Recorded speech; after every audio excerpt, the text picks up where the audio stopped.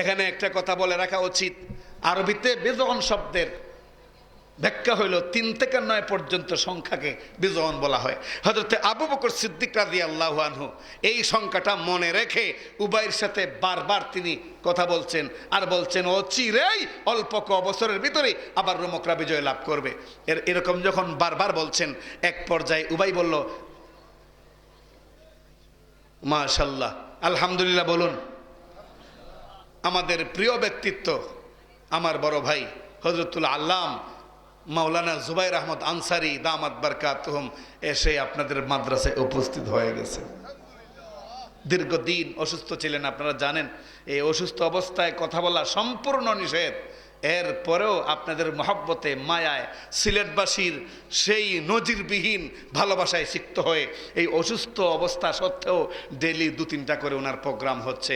আমরা আল্লাহর কাছে দোয়া করি, হে আল্লাহ, তুমি তোমার এই কোরআনের পাখিটাকে দয়া করে তার অসুস্থতা দূর করে দাও, এবং তিনি যেন আগের চাইতে আরো পূর্ণ উদ্যমে কোরআনের কথা বলতে পারেন, সেই সুস্থতা তুমি দান করো।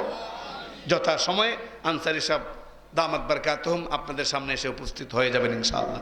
আমার প্রাণের ভাইরা, এই অবস্থায় হযরতে আবু বকর সিদ্দিক রাদিয়াল্লাহু আনহু উবাইকে বললেন, অবশ্যই সেই পারস্যরা হারবে, রোমকরা জিতবে। উবাই বলল, এত মজবুত হইল কেমনে তোমার বিশ্বাস?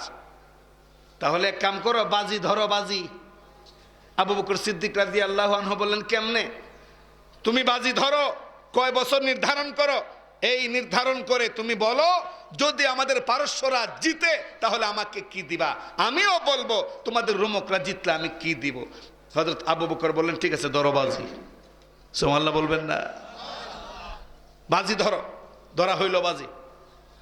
আবু বকর সিদ্দিক রাদিয়াল্লাহু আনহু বললেন, আগামী 3 বছরের মধ্যে যুদ্ধ হবে আবার রোমক আর পারস্যদের ভিতরে মাঝে। এই যুদ্ধে যদি রোমকরা জিতে তাহলে তুমি দিবা আমাকে 10টা উট, আর যদি তোমার পছন্দের দল পারস্য জিতে আমি দিব তোমাকে 10টা উট। উবাই ইবনে খালফ বলল, ঠিক আছে, কথা পাকাপাকি।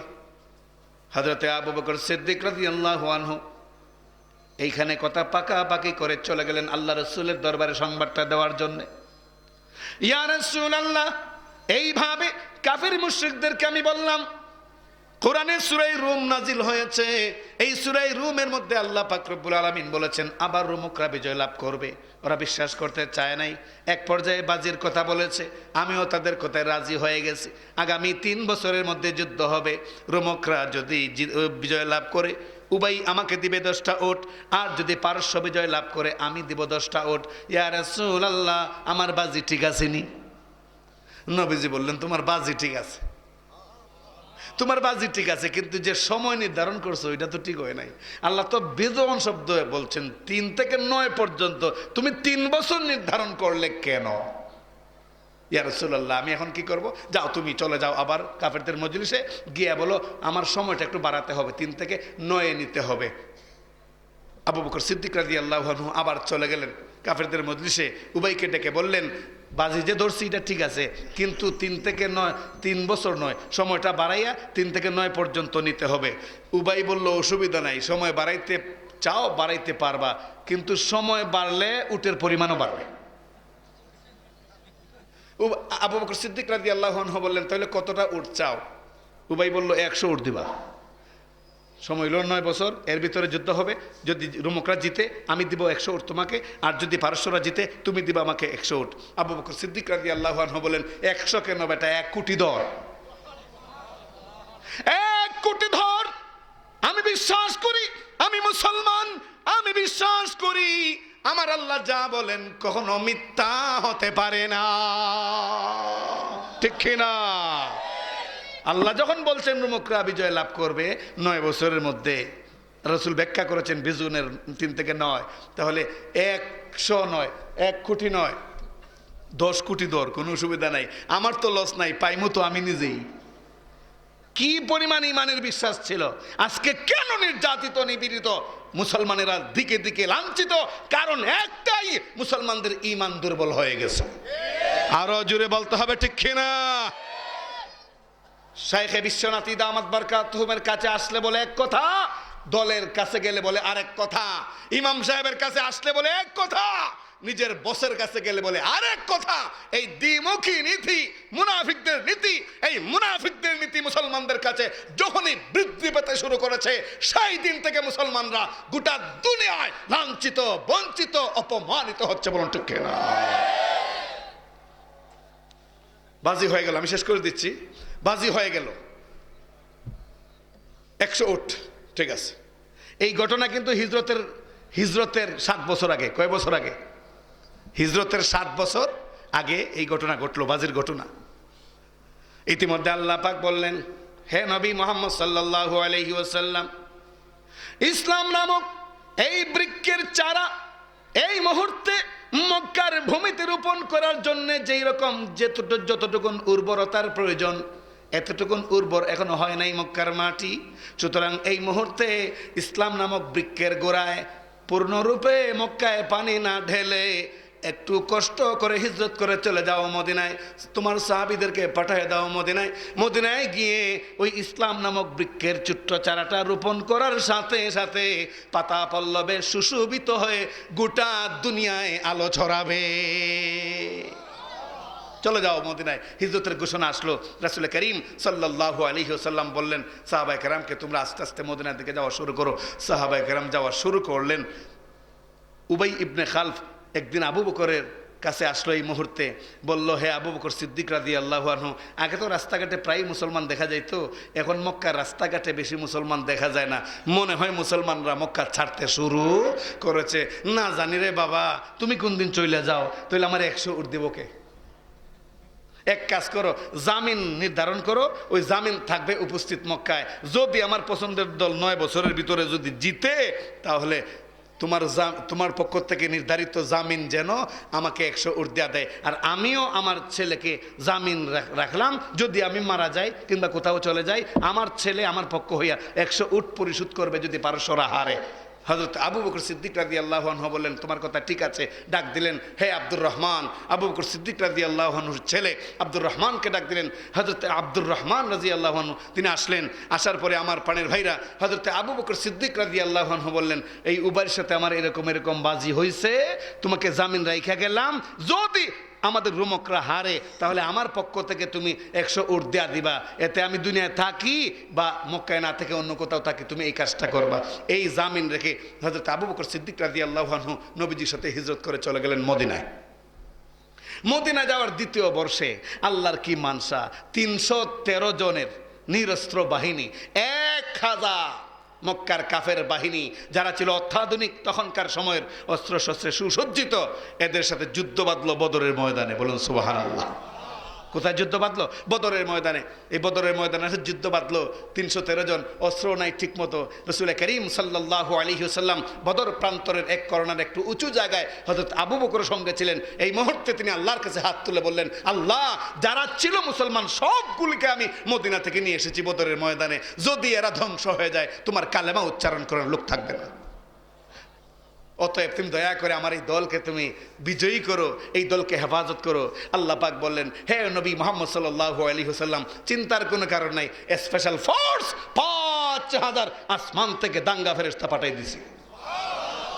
সহিহ বুখারী রওয়ায়াত, 5000 আসলো দাঙ্গা ফেরেশতা। দাঙ্গা ফেরেশতা বলতে শব্দটা এই জন্যই বলছি, প্রশিক্ষণপ্রাপ্ত ফেরেশতা।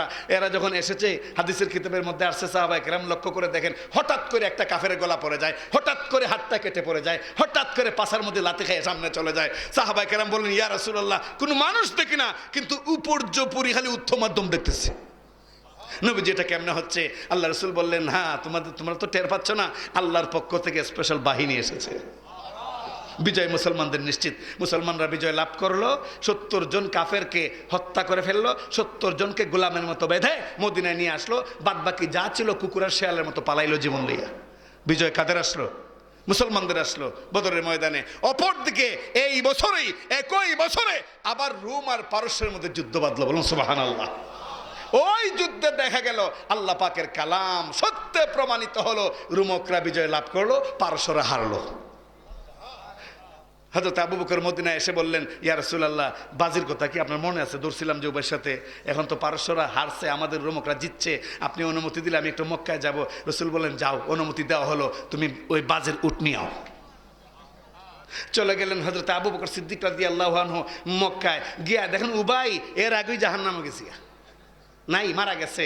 ছেলেকে ডাক দিলেন, ও বাতিজা মনে আসেনি? কয় চাচা মনে আছে, আপনার উট আমি আলাদা করে রাখছি 100। হযরতে আবু বকর সিদ্দিক রাদিয়াল্লাহু তাআলা আনহু এই বাজির 100 উট নিয়ে মক্কা থেকে অনেক কষ্ট স্বীকার করে তিনি মদিনায় আসলেন। রাসূল করিম সাল্লাল্লাহু আলাইহি ওয়াসাল্লামের সামনে এনে 100 উট হাজির করলেন। বললেন, ইয়া রাসূলুল্লাহ, এই 100 উট এখন আমি কি করব? আল্লাহ নবী বললেন, হে আবু বকর শোনো, যখন বাজি ধরেছিলে আজ থেকে 9 বছর আগে, তখনও বাজি হারাম ছিল না। আবার যখন অনুমতি চাইলে আমার কাছে বাজির উট আনবে মক্কা থেকে, ওই মুহূর্ত বাজি হারাম ছিল না। কিন্তু রে আবু বকর শোনো, মক্কা থেকে 100 বাজির উট নিয়ে তুমি যখন মদিনায় রওনা হয়েছ, মক্কা মদিনার মাঝামাঝি জায়গায় আসার সাথে সাথে আল্লাহ পাক আমার কাছে ওহী নাজিল করেছে। কি ওহী নাজিল করলেন? যে আবু বকর 100 উট নিয়ে আইতেছে বাজির, ওগো আমার নবী, বাজির উট হারাম ঘোষণা করলাম, বাজির উট হারাম ঘোষণা করলাম, বাজি লটারি মদ জুয়া সব হারাম করলাম, সুতরাং 100 উট যে আনবে এটা যেন কোনো মুসলমানের পেটে না যায়। আবু বকর বললেন, ইয়া রাসূলুল্লাহ, এখন এই 100 উট করবো কি? তখন নবীজি বললেন, এই 100 উট লইয়া যাও মরুভূমিতে নিয়ে ছেড়ে দাও, যেটা যেদিকে পারে চলে যাক, এগুলোর প্রতি তোমার কোনো দাবি যেন না থাকে, কোনো আফসোসও যেন না থাকে। বাজির মাল হারাম, এই মালের প্রতি যেন কোনো আফসোস। ছেড়ে দিলেন, সবগুলো চলে গেল। আমার প্রাণের ভাইরা, এই হলো সূরা রুম আল্লাহ পাক কোন প্রেক্ষিতে নাজিল করেছিলেন। আজকে বর্তমান যে প্রেক্ষাপট, মুসলমানদের যে অবস্থা, কারণ একটাই, মুসলমানদের ঈমান দিন দিন নিস্তেজ হয়ে যাচ্ছে। এই কারণে যারা নাস্তিক মুরতাদ এদের সাহস বেড়ে যাচ্ছে। বাংলাদেশের এক লিডার বিদেশের মাটি থেকে বসে হাত উঁচিয়ে উঁচিয়ে বক্তৃতা করে বলছে, এদেশে কওমি মাদ্রাসার সংখ্যা বেড়ে গেছে, এইভাবে মানে সুযোগ দেওয়া ঠিক হবে না, কওমি মাদ্রাসাগুলোকে আস্তে আস্তে কমিয়ে আনতে হবে। এই আওয়াজে নাউজুবিল্লাহ বললে মনে করবো আপনাদের মনে কোনো দুঃখ লাগে নাই। আমার প্রাণের ভাইরা, কওমি মাদ্রাসা কমাইতে চাও? আমরাও বলি হ্যাঁ, কওমি মাদ্রাসা কমবে, তবে কখন কমবে? কওমি মাদ্রাসা তখনই কমবে এই মাদ্রাসায় হাত দেনেওয়ালারা যতক্ষণ পর্যন্ত এই বিশ্বাস মজবুত করবে যে হাত দিলে পরে আমাদের হাত আর আস্থা থাকবে না, টুকরা টুকরা হয়ে যাবে কওমিওয়ালাদের হাতে। এই মুহূর্তে যদি আক্রমণ করে তাহলে বলা যায় না, কিন্তু এর আগে সাধারণ হুমকি, ভয়, হামলা মামলায় কওমি মাদ্রাসার সংখ্যা কমবে না, দিন দিন ইনশাল্লাহ বাড়বে। আওয়াজ করে বলুন ঠিক কিনা? বড় দুঃখের সাথে বলতে হয়, এদেশে যেই সমস্ত মনীষী যাদেরকে আমরা অনুসরণ করি, যেমন সিলেটে আল্লামা গহরপুরী রহমতুল্লাহি আলাইহি, শাইখে বায়মপুরী হরিপুরী, শাইখে দয়ামেরি, শাইখে রাঙ্গা, আমার প্রাণের ভাইরা, এই সমস্ত বুজুর্গদেরকে আমরা অনুসরণ করি, আমরা এদেরকে আমাদের মাথার তাজ মনে করি। এইভাবে গোটা বাংলাদেশের আলেমকুল শিরোমণি ছিলেন আল্লামা মুহাম্মদুল্লাহ হাফিজ হুজুর রহমতুল্লাহি আলাইহি। ইদানিং শুনতেছি হাফিজ হুজুর রহমতুল্লাহি আলাইহিকে যুদ্ধাপরাধী এবং রাজাকার সাজানোর চেষ্টা চলছে। আমার প্রাণের ভাইরা, আমাদের পরিষ্কার বক্তব্য, আমরা কখনো রক্তচক্ষু দেখে ইমামতির ভয়ে কথা বলা বন্ধ রাখি না, কখনো আমরা সেই বাতিলের সাথে আপোষ করতে জানি না। আমাদের পরিষ্কার কথা, মুহাম্মদুল্লাহ হাফিজ হুজুর রহমতুল্লাহি আলাইহি কেন, উনি তো অনেক উপরের ব্যক্তি, আমাদের সকলের মুরব্বী, আমাদের শাইখে বিশ্বনাথী দামাত বারকাতুহুম, উনাকেও যদি এমন অপবাদ দেওয়া হয়, গোটা বাংলাদেশ, গোটা সিলেট, গোটা কওমি অঙ্গনে ভূমিকম্প শুরু হয়ে যাবে।